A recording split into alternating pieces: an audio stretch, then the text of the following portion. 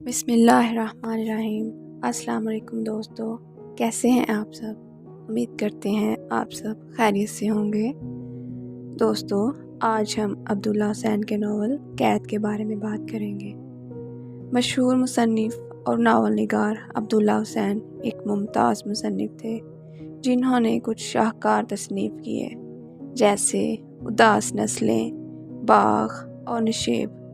اس کتاب کا ناول قید بھی عبداللہ حسین کا بہترین شاہکار ہے۔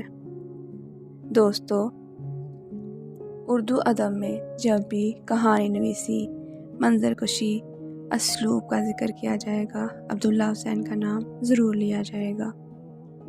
یہ کتاب سماجی اور اخلاقی کہانی پر مشتمل ہے۔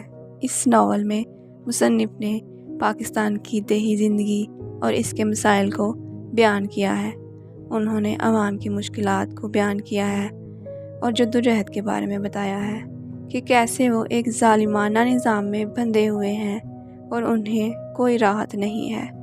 عبداللہ حسین نے پاکستان کے افسر شاہی نظام کے بارے میں بتایا ہے۔ انہوں نے اس کی مثال جیل جیسی دی ہے۔ دوستو، کتاب بہت ہی معلوماتی ہے اور انسانی زندگی کے مسائل پر روشنی ڈالتی ہے۔ ناول قید میں ہمارے معاشرے اور سماج کے دو غمگین مسائل پر قلم اٹھائے ہیں۔ بظاہر یہ ایک دوسرے سے الگ الگ دکھائی دیتے ہیں، لیکن کسی نہ کسی حوالے سے ایک دوسرے کے ساتھ میل کھائے ہوئے ہیں اور ایک دوسرے کے ساتھ جڑے ہوئے بھی دکھائی دیتے ہیں۔ اس میں سے ایک پیری مریدی کا سلسلہ اور دوسرا عورت کا مقام ہے۔ اس کہانی کا بیک گراؤنڈ ہندوستان کی آزادی سے پہلے کا ہے، مگر یہ مسائل آج بھی ہمارے معاشرے میں زندہ ہیں۔ عبداللہ حسین کی تحریروں کی خاص بات یہ بھی ہے کہ ان موضوعات کے حوالے سے ان کی ذاتی رائے کا پتہ نہیں چلتا۔ وہ پڑھنے والے پر چھوڑتے ہیں کہ جو بھی نتیجہ اخذ کرنا چاہے۔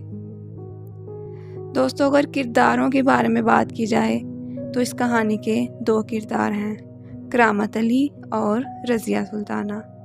کہانی کو پڑھنے سے پتہ چلتا ہے کہ کس طرح کرامت علی پیر کرامت علی بنتا ہے اور رضیہ سلطانہ کا کردار معاشرے میں عورت کے حقوق پر روشنی ڈالتا ہے۔ دوستو، اردو ادب سے تعلق رکھنے والے اور اس میں دلچسپی رکھنے والے ضرور اس شاہکار کے بارے میں واقفیت رکھتے ہوں گے۔ آپ بھی آج یہ ناول پڑھیں اور ہمیں بتائیں کہ آپ کو یہ ناول کیسا لگا۔ اب اجازت دیجیے، اللہ حافظ۔